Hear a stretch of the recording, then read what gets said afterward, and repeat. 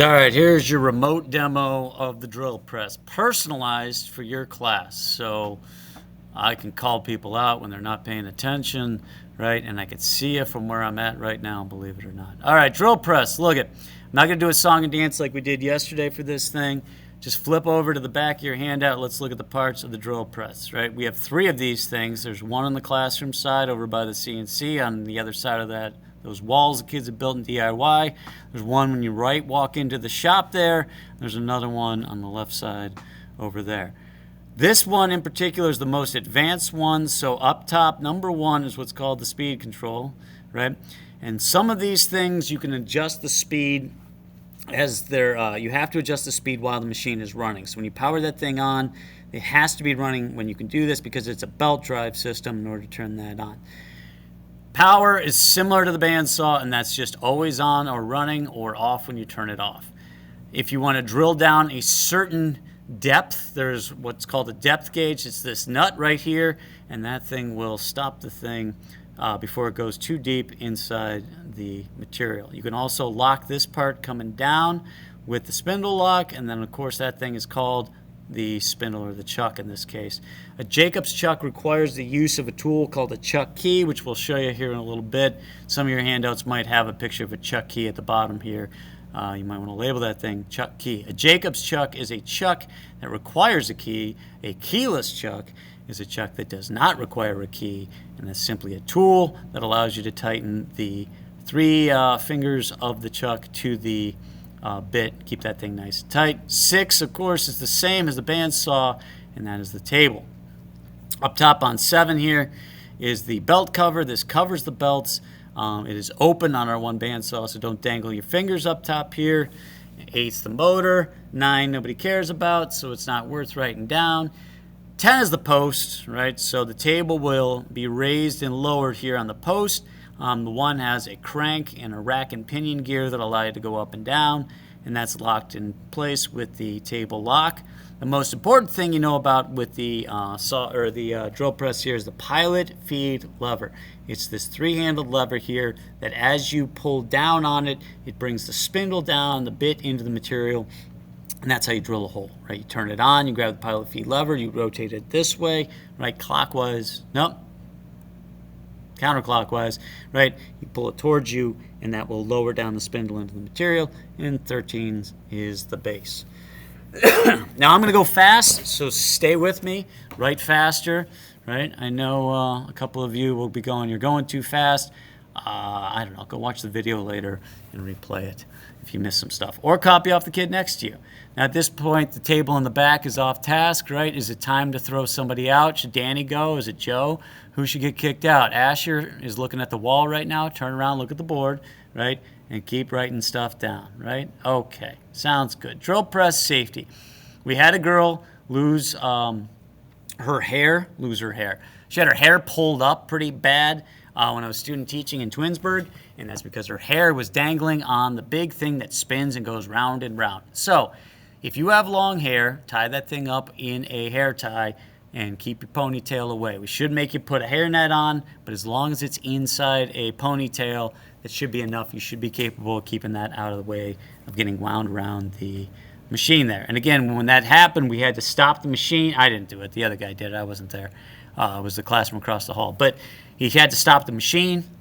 They had to take the chuck out, and they spent the next period unwinding the hair from around the thing, and she had a permanent perm, and that's because she didn't have her hair in a ponytail. All right, wear eye protection, of course, for any machine in the shop. I don't know that that's on each one, but that goes without saying. And keep the guards in place. There's nothing to prevent you from drilling your hand out with the drill press, so just don't stick your hand under the drill, and you won't get the stigmata from a drill bit. Next thing, what do we got? If we're drilling metal, right, we have to use cutting oil, right, to eliminate the friction, because what happens is the drill bits heat up, you lose the hardness of them, they start to screw up the temper of them, and then they get dull. So if we're ever drilling metal, we need to use cutting oil, and of course that can be a slipping hazard on the floor. Anytime we're adjusting and putting a new bit in, we make sure we do that with the power off. That goes without saying. And drill bits that are sharp are the ones that are going to do the job best, right? And you go, again, like a sharp saw blade is a much more effective tool than a dull saw blade. A sharp butcher's knife cuts through your celery, your carrots, your whatever you're cutting better without excessive force where you're going to slip and hurt yourself, right? So a dull drill bit will get jammed up, and we want ones that are nice and sharp. So if you ever see a bit that's bent up or something like that, bring it to my attention. We'll get you a new one. These are twist drill bits. This is a masonry bit. This is called a step drill. This is called a spade bit, right? Depending on what you're drilling depends on what you're doing. This is mostly for drilling into sheet metal. This is for making big holes into wood, right? These are standard twist drill bits, and these are masonry bits that we use to drill into concrete with hammer drills and stuff like that. This is an auger bit. I'm sorry, not an auger bit. Yeah, that's an auger bit. A little bit different. Most of the ones you're going to be using are these twist drill bits right here. What else we got? Okay, let's go to the picture and then I'll come back. This is a Jacobs chuck. It has a ring gear that goes around the entire chuck. This is called the chuck key. It has teeth right here that fit into the teeth on the gear. I'll have kids put it in this way, which is weird. Don't do that, right? Put the gear aligned with the ring gear here, and you're going to tighten that clockwise. And what that does is it brings the 3 teeth or fingers or jaws or whatever you want to call them tight to the bit, right? So that you can tighten that thing up. So secure the thing with a chuck in the chuck. Remove the chuck key before you turn it on. I've had kids turn it on and it goes flying out and it hits somebody in the face, and that's a problem, right? So don't do that. Clear the thing full of all tools, sure, right? And anytime we're drilling anything, we clamp it to the table in a vise so that the thing doesn't get picked up and flung around. And I'll show you a clip of what happens when you don't clamp down the vise, right? So you don't want to hold material by hand. That's a bad idea. We want to put it into a vise or a clamp. We clamp that to the table, and then that holds it securely when we're drilling it. Okay, everybody's still with me? Everybody's paying attention. Everybody's looking at the board. I know some of you are trying to look away. Nobody better have their phones, right? They're all on the sleeve, right, everybody? Ladies up front, nobody's on their phone, right? Okay. Kiefer, why are you asking? Yeah, sure. Okay. All right, never hold material by hand. Right? So again, use a vise, use a chuck. If you don't know what a vise is yet, I'll show you when we get in there, right? But if you hold it by hand, it's going to pick it up, it's going to spin it, it's going to hurt you. If you have a piece of sheet metal, right, and that thing, as soon as it punctures through the sheet metal, it'll pick up the sheet metal and you'll be holding it with your hand and it'll slice open your palm. Don't do that. And if it does, shut it down before you hurt yourself, right? Don't touch the bit, right? Those flutes on the side of the bit, let's show you some flutes. These things, right? These are called the flutes. These will tear you up. So never grab a bit. Also note that the bit will become hot when you drill, right? It'll generate a lot of friction, right? So you want to make sure you're not touching that while you're drilling. Let's keep going. There. Where's my video clip? Why won't you play it? Look at this. Now watch this. This guy tries to hold it by hand. It catches the cord, right? It bonks him on the finger. Bad idea, right? So he has this piece in the vise. That's good, but he doesn't have the vise clamped down. And as soon as that thing gets through, it grabs and it spins. And not only does it spin, it grabs the cord from the drill press, right? And it knocks him in the hand too, right? So just because it's a thing that makes holes, and we've all heard of a drill before, this thing has a lot of torque and it can do a lot of damage. So make sure, right, that anytime we're working with something, we're clamping stuff down and we're attaching it to the table so it doesn't get picked up like this dude here. All right. Speed is how fast the drill is turning. Feed is the rate that this thing is plunging into the material. So depending on what you're drilling, depends on the speed and or feed rate. Speed, the general rule is as the bit gets bigger, the speed needs to increase, right? And if you think about that, that makes sense.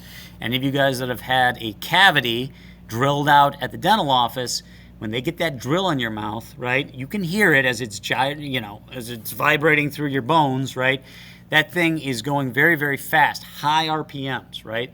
But then if you think about drilling a large hole, like if you were ice fishing or something, right? You don't have to turn that thing very fast, right, to make a big hole. Why? Because you're moving a lot of material. So as the bit gets smaller, the speed increases. As the bit gets larger, the speed decreases. So just position stuff to the left of you. This way, if the thing ever does take off, it'll hit the post and not you. So that's why we position things to the left, and make sure you have it tight in the chuck by using the chuck key. I thought I had more pictures here. All right, that's fine. A center mark.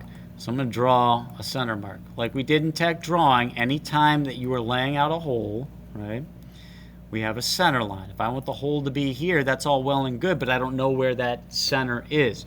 So like in tech drawing, we give ourselves a line and a line, right? And that is a measurement from this edge and a measurement from that edge. That's the bullseye. We're going to put the center point of the drill, right? So you're going to line that thing up ahead of time on the center of where you want the hole to be, and then you're going to drill through it, right? We don't care where the edges are. We only care where the center is, right?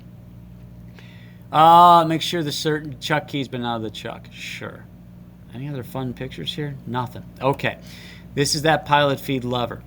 Make sure that you crank it down slowly, and then you bring it back under control. If you let it go, it's going to bonk you in the face a couple times. I'll get my pointer back. Let's use a laser pointer. So as this thing goes down and around, right, it will bonk you in the head if you let it go. So make sure that you are guiding that and you never let go of that thing. Turn off the power when you're done. Take the bits out, clean it, return to storage place, which is usually to me. Is that it? Oh, I got a couple more. All right. When drilling long stock, let's draw a picture again. So, again, I wish I had more pictures on here for you guys, but what are you going to do? Ink color. Come on. There we go. I should cut this out of the video, but I'm not going to. I'm going to make it feel like I'm there. All right, there you go. So, here's the drill press. Here's you, right? If you have a piece of long material, right, and you're drilling the drill press, if this thing takes off, it'll spin this way and it'll hit the post on the machine. You're sitting here. There's you. You're smiling, even though this is the top of your head, right? If it was positioned to the right of you, it would swing around and bonk you this way. But because it's going this way and it's positioned to the left, it'll stop there. The other thing it says is use a stand to hold unclamped material. Out here, if I had a long piece of material, I'd put a stand, something to support this thing on that long side that's not sitting and clamped down to the table, right? So you'll have some clamps on the table there. So that will keep it from spinning into you. It'll also support the material. So use a stand to hold the unclamped end. Last thing. If you're cutting something round, or I'm sorry, drilling something round, it needs to be cradled, right? Because if you push down on that thing, it would shoot to the left or the right, but you want that thing to be supported.